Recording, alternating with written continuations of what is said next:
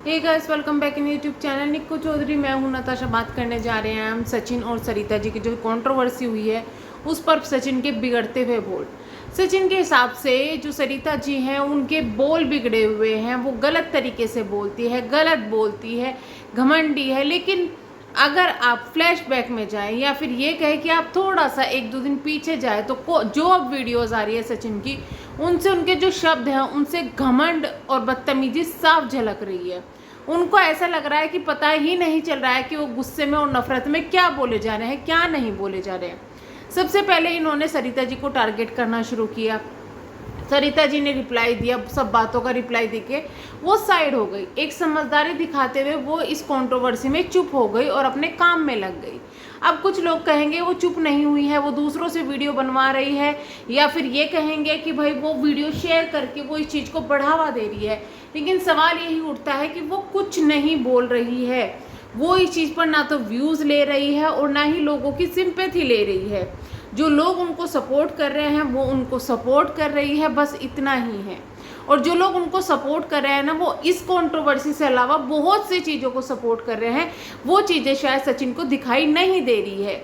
सचिन जी अपनी आंखों को इतनी ज़्यादा पट्टी बांध के बैठ गए हैं, फिर या फिर कहें कि इतनी ज़्यादा आंखें बंद करके बैठ गए हैं कि उनको सही गलत का आजकल कुछ पता ही नहीं चल रहा है। सरिता जी के कमेंट सेक्शन में जितनी गंदगियां फैलाई हुई है, जितने गलत लोग बोल रहे हैं, उसके बाद सचिन जी को अगर ये लगता है कि कोई उनके साथ में सपोर्ट में ना खड़ा हो या आवाज़ ना उठाए, तो आई एम सॉरी, ये है रिएक्शन चैनल वाले।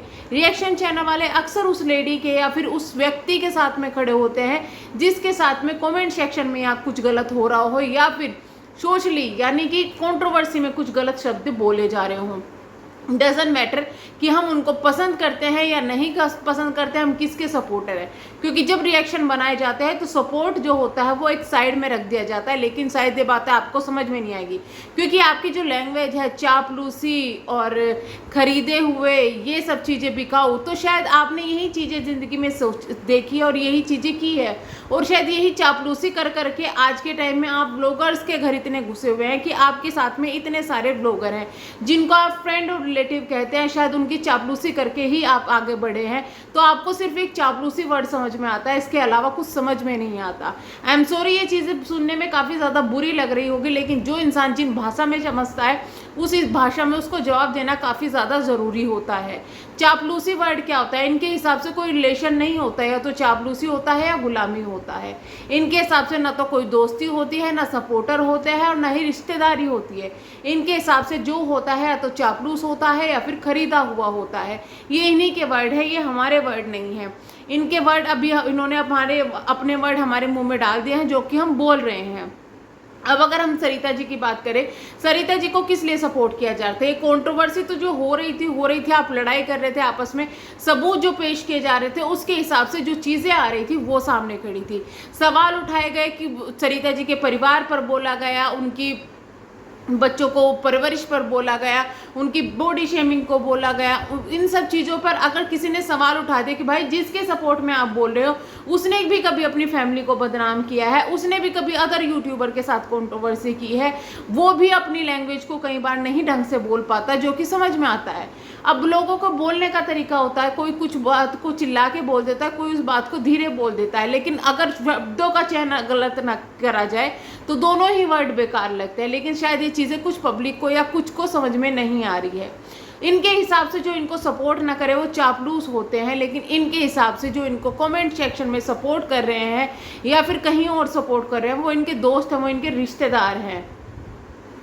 हालांकि इनकी जो शब्दों की सीमा है वो तो उसी दिन हम लोग समझ गए थे जिस दिन इन्होंने कहा था कि कुछ चापलूस लोग ऐसे हैं, या फिर ये कहें कि कुछ दोगले लोग ऐसे हैं, या फिर ये कहें कि कुछ लोग ऐसे हैं जो कि उनको सपोर्ट कर रहे हैं। इनका कहना यह है, सरिता जी ने लोगों से कहा या तो आप इधर हो जाओ या उधर हो जाओ। तो लोगों ने जो है, ये सरिता जी का एक घमंड था, ये ऐसा उन्होंने नहीं करना चाहिए था। सही है, एक बात सही है, लेकिन एक बात समझ में नहीं आई थी कि सरिता जी ने जो सवाल वहाँ पर पूछा था, जब इन आपके लोगों की कंट्रोवर्सी हो रही थी, आपने सवाल उठाया था गोद भराई की रस्म जो हो रही थी इनकी, उस वक्त में लोग आए थे इनके घर में, आपने इनकी मेहमान नवाजी पर सवाल उठाया था। इन्होंने सवाल पूछा था कि क्या हमारी मेहमान नवाजी में कम था, तो लोगों ने वहाँ इनको सपोर्ट किया। तो आप लोगों ने उनको क्या कहा कि अरे ये देखिए कुछ लोग ऐसे हैं। अभी जब आपने उनकी सब मेहमान नवाजी पर इतना सवाल उठा दिया था, होटल गंदे थे, लोग बीमार पड़ रहे थे, मैं सेवा कर रहा था, मैं दवाई ला रहा था, वो लोग पूछ भी नहीं रहे थे, आपने इतने सवाल उठा दिए। कहते हैं ना कि जिसके घर जाते हैं, जिसका नमक खाते हैं, उसकी कभी अगर आप बुराई भी कर रहे हो ना, तो उसकी मेहमान नवाजी की कभी बुराई नहीं करनी चाहिए। क्योंकि इससे क्या होता है कि लोग मेहमान नवाजी करना भूल जाएंगे, लोग किसी की आवभगत करना भूल जाएंगे। लेकिन वो चीज़ें भी आपको समझ में नहीं आई। आपके हिसाब से एक आप डाउन टू अर्थ आदमी है, लेकिन वो डाउन टू अर्थ आदमी अर्थ पे रहना नहीं चाहता। वो ये सोचता है कि जो कोई अगर सामने वाला कर रहा है वो इतना अपर होना चाहिए कि उनको वीआईपी फील कराना चाहिए। तो आई एम सॉरी, जिस इंसान को अपने माँ बाप की जो घर में जिस वक्त जो फंक्शन चल रहा था भाई का, उस वक्त की आवभगत वो लोगों की कर रहे थे, उस वक्त वो अपने हिसाब से जो काम कर रहे थे, आप अगर उस पर सवाल उठा देते हो तो सरिता जेठू जी के जो मेहमान नवाजी थी उस पर सवाल उठाना बहुत ही ज़्यादा कॉमन था आपके लिए। लेकिन ये चीज़ कुछ लोगों के लिए जो उनके घर में गए थे शायद उनके लिए कॉमन नहीं था, वो इस चीज़ पर रिप्लाई दे रहे हैं। लेकिन आपके हिसाब से अगर वो रिप्लाई दे रहे हैं तो वो पालतू हैं और वो चापलूस हैं। ये चीज़ें मुझे समझ में नहीं आती, इतना दोगलापन किस लिए? इसको तो अभी दोगलापन ही कहेंगे, क्योंकि आपके हिसाब से अगर लोग चापलूस हो सकते हैं तो जो लोग उन लोगों को सपोर्ट नहीं कर रहे हैं, उन लोगों को उल्टा सीधा बोल रहे हैं, वो लोग भी फिर दोगले हो सकते हैं। एक तरफ आप रिश्ता बनाते हैं, दोस्ती है, प्यार है, ये है वो है, दूसरी तरफ आप अगर वो ही दोस्त किसी और को सपोर्ट कर दे तो आप कब भिनक जाते हो, आप इतना ज़्यादा गुस्सा हो जाते हो। लेकिन अभी तक एक भी चीज़ देखी गई है, इतने ज़्यादा सारे लोगों ने सपोर्ट किया सरिता जी को, मैं क्रिएटर्स की बात कर रही हूँ, वो सिर्फ और सिर्फ उनकी जो मेहमान नवाजी है उसके लिए सपोर्ट किया, क्योंकि उन पर सवाल उठाया गया था उनकी मेहमान नवाजी का। एक इंसान जब कोई फंक्शन करता है ना या फिर कुछ करता है तो वो अपनी जो कमाई है उसको लगाता है उसे करने के लिए, बहुत मेहनत लगती है, बहुत दिमाग लगाता है, बहुत सोचता है, बहुत सारी प्लानिंग करता है, बहुत ज़्यादा कुछ खास करने की कोशिश करता है अपने दिन को बनाने के लिए। वो सरिता जी ने किया। लेकिन जब एक आया हुआ मेहमान 2 मिनट में ये कहते कि आपने किया क्या है, ये तो सब बेकार था, ना तो ये अच्छा था ना वो अच्छा था, तो उस इंसान पे क्या बीतती होगी, वो चीज़ें शायद आपको भी समझ में नहीं आ रही है। क्योंकि अकॉर्डिंग टू यू कि आप जो करते हैं वो बेस्ट होता है, लेकिन जो दूसरा सामने वाला कर रहा है वो खराब होता है। खैर, कमियां हर चीज़ में निकाल सकता है इंसान, लेकिन इंसान असली वही है जो कि खामियां जो कमियां होती हैं उनसे भी अलग हट जाए। आपने इतने सारे सवाल उन पर जो है खड़े किए, उसके बाद में आपने बोल दिया घमंडी है, ये है वो है। लेकिन अभी आपको शायद ये समझ में नहीं आ रहा है कि जिसको आपने इतने सवाल उठाए वो अभी शांत है, वो अभी चुप है, तो आप फिर भी बोले जा रहे हो। तो यहाँ पे घमंड किसका झलक रहा है, या फिर ये कहे कि कंट्रोवर्सी से व्यूज़ लेने का जो पर्पज़ है वो किसका झलक रहा है, वो शायद आपको भी समझ में नहीं आ रहा है। आप ऐसे बैठे हुए हैं कि मुझे तो ये ख़त्म करनी ही नहीं है, मुझे तो बस लोगों को ये दिखाना है कि मैं बेस्ट हूँ। तो आपकी जो ऑडियंस है वो समझ चुकी है, उनको पता है कि आप क्या हैं, वो आपको सपोर्ट कर रहे हैं। लेकिन उसमें वो ये भी कह रहे हैं कि भाई अब ये कंट्रोवर्सी बंद करो, हम पक चुके हैं, बहुत ज़्यादा हो चुका है। लेकिन आप फिर भी रुकने का नाम नहीं ले रहे, क्योंकि आपको शायद अभी ये समझ में नहीं आ रही कि पब्लिक को कंट्रोवर्सी कुछ दिन पसंद आती है। जो कंट्रोवर्सी से आपकी ऑडियंस जुड़ती है वो सिर्फ कंट्रोवर्सी ही देखना चाहती है, उसके बाद में वो कुछ नहीं देखना चाहती। तो इससे आपका ही नुकसान होगा, किसी और को कोई फर्क नहीं पड़ेगा। लेकिन आपके हिसाब से आपको सिर्फ अब रिप्लाई देना है उन लोगों को जो सरिता जी के सपोर्ट में खड़े हुए हैं।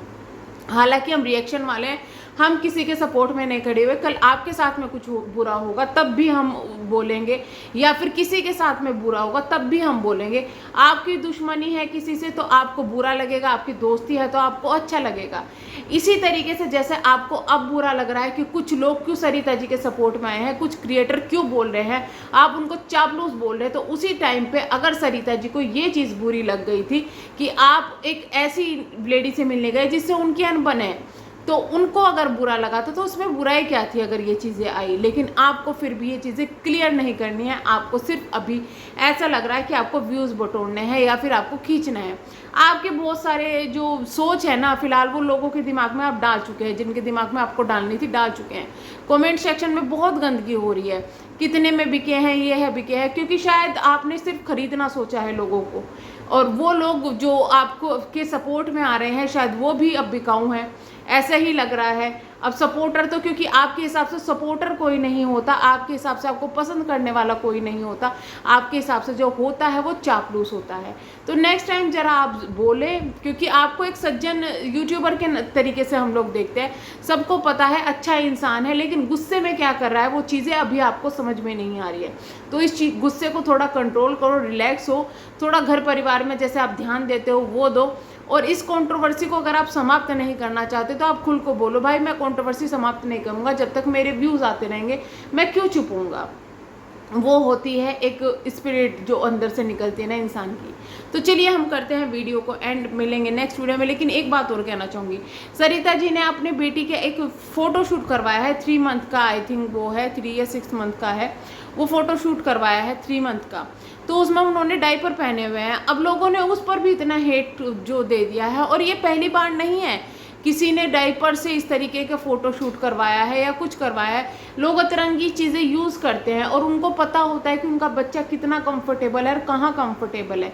जिसकी गोद में वो बच्चा होगा उसको नहीं पता होगा, लेकिन लोगों ने इतना ज़्यादा वहाँ पर भी बोलना शुरू कर दिया, अरे बेवकूफ़ औरत है, बच्चे को रुला रही है। एक माँ से ज़्यादा कोई समझ सकता है इस चीज़ को, लेकिन प्रॉब्लम ये है कि लोगों को लगता है कि सिर्फ वही बेस्ट है, वो एक अच्छे माँ बाप है, लेकिन जो दूसरा जो दिखाई दे रहा है वो बहुत ज़्यादा ख़राब है, क्योंकि वो सोशल मीडिया पे है।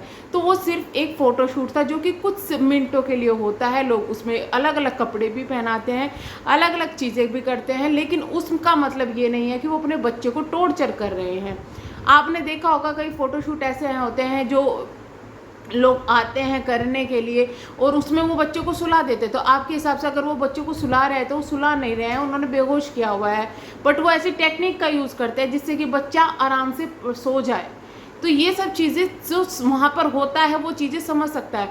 अगर वहाँ पर कहीं भी लगता कि हरेसमेंट हो रहा है या कुछ हो रहा है, सबसे पहले हम लोग सवाल उठाते कि एक बच्ची के साथ में ऐसा क्यों, क्योंकि जब वो एक बच्ची को लेकर धूप में गई थी कहीं बाहर, तो उस वक्त हमने भी सवाल उठाया था कि भाई थोड़ा ध्यान देना चाहिए, गर्मी बहुत ज़्यादा हो रही है। लेकिन अगर कोई इंसान सही है और उस पर तब भी सवाल उठाना, उसके माँ होने पर सवाल उठाना, ये चीज़ें समझ से परे हैं। क्योंकि आप किसी इंसान के लिए हेट इतना ज़्यादा दिमाग में पाल के बैठ गए हो, आपके हिसाब से वो इंसान जो करेगा ना वो गलत ही होगा। तो ये सोच भी थोड़ी सी गलत है, इसको भी बदलने की बहुत ज़्यादा ज़रूरत है। तो चलिए हम करते हैं वीडियो का एंड, मिलेंगे नेक्स्ट वीडियो में। तब तक के लिए bye bye, thank you so much.